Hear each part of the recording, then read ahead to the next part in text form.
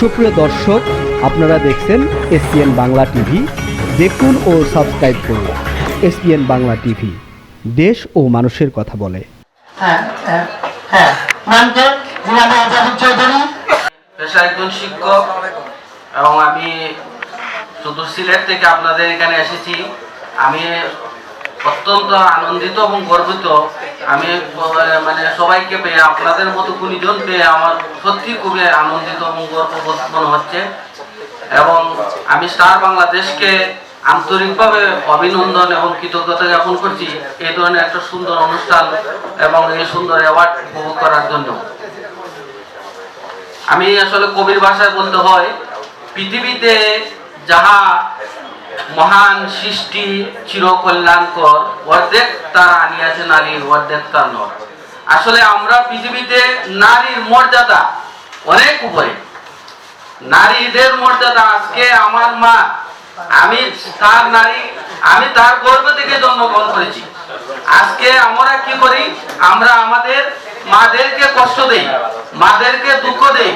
যে মা আজকে আমাদেরকে গর্ভে ধারণ করেছেন, আজকে তার ঋণ আমরা যদি উনাদেরকে, আমাদের দেশে একটা কথা আছে যে 12 বছর যদি আমরা কাঁধে নিয়েও করি, তবু কবরের সময় মরার সময় যখন কবরের আবাদে একটা মানে আমাদের দেশি ভাষায় বলে যে মানে অবশ্যই কি করতে হয়। আর বিষয়টা হচ্ছে কি যে আমি একটা মানে অনুভূতি বলতে হয় এটাই যে আমার মা, আমি সত্যি আমি সরকারি চাকরি করি।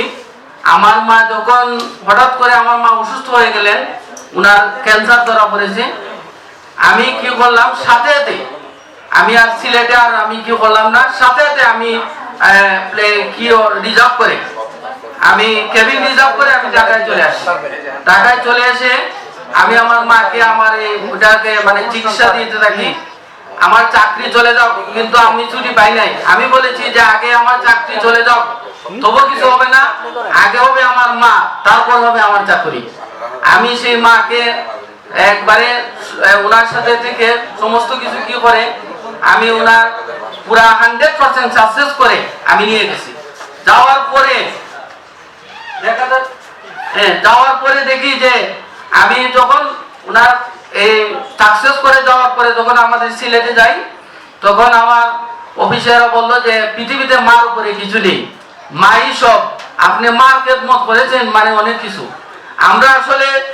আমরা যদি নারীদের সম্মান করি, আমরা অনেক উপরে উঠতে পারবো। আর আসলে পুরুষ এবং নারী, ভাইয়া একটু আগে আমাদের একজন বড় ভাই উনি বলেছেন যে মানে ওনার হাজবেন্ড এবং ওয়াইফ তাদের কে কি হলো, এটা বড় বিষয় না।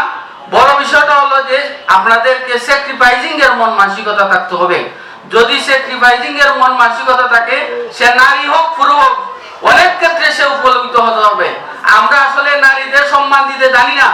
যদি আজকে আমরা নারী না হয়, নারীর সাহায্য নিয়ে পুরুষ চলতে হবে। আমি যদিও একজন পুরুষ, কিন্তু আসলে আমার ওয়াইফও একজন মানে খুব গ্রাজুয়েট, কিন্তু সে আমার চেয়ে মানে ওই ভাইয়ের মতোই, সে হলো আমার চেয়ে উপরে। আমি একটু জব করি সরকারি মানে স্কুলে আছি আর কি, আর সে ইকোনমিক্স অনার্স মাস্টার্স মানে অনেক বড় উপরে লেভেলে। কিন্তু আমরা আমাদের যে ওই যে স্যাক্রিফাইসিং যেটা মানে প্রাধান্য দিতে হবে। আর আজকাল দেখা যাচ্ছে নারীরাই সমাজে কলঙ্কিত হচ্ছে। আমরা সেই দিকে লক্ষ্য রাখার দরকার। নারীদের পাশে আমরা সবাই থাকার দরকার। পুরুষ নারী সমানতা নিয়ে এটা মানে চলার মানে দরকার।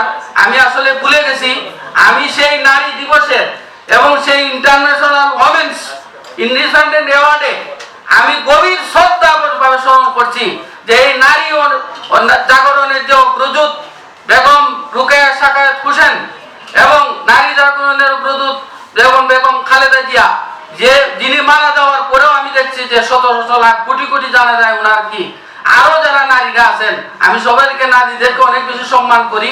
কারণ হচ্ছে আমাকে অনেক নারীরা আমাকে খুব বেশি আমাকে এমন ভাবে কি করেন যে এটা বলার মতো না। কিন্তু আমি আসলে এখানে এতটুকু বলবো যে আমরা পুরুষ নারী যাই হোক না কেন, আমরা যেন সবাই সবার সাথে মিলেমিশে থাকতে পারি, নারীদের সফলতায় এগিয়ে যেতে পারি, নারীদেরকে আমরা বিভিন্ন ক্ষেত্রে যাতে আমরা তাদেরকে অনুপ্রেরণা দেই, তাহলে ইনশাআল্লাহ একটা পুরুষ এবং নারী নিয়ে একটা সম্মিলিত সুন্দর সমাজ গঠন হবে ইনশাআল্লাহ। আসসালামু আলাইকুম ওয়া রাহমাতুল্লাহি ওয়া বারাকাতুহু।